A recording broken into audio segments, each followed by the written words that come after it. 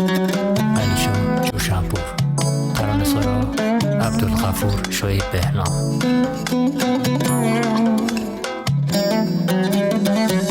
بکن ای دل به تنهایی تو عادت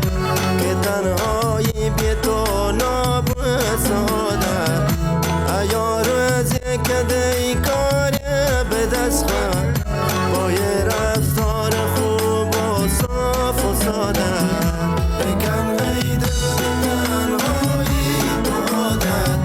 که تنهایی بی تو نابسادت ایا روزی که دی کار به دست خواهد با یه رفتار خوب و صاف و ساده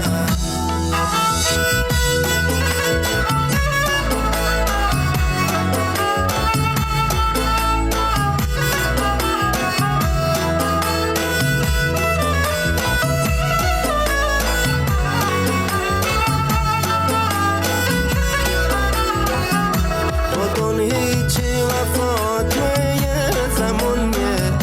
وگه هست تو خیلی آدمونیه عدیدیشون بلو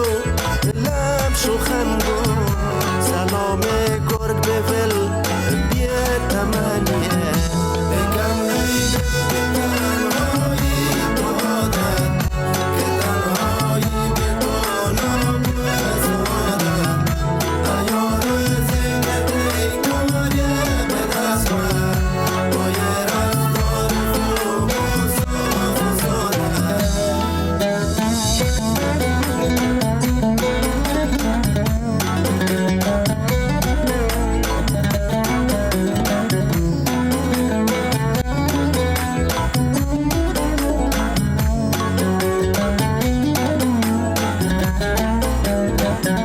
عدیدیشون چو مارون خوش قد و خال چو کبرا را ارن یا مال و یا مال عدیدی چشمشون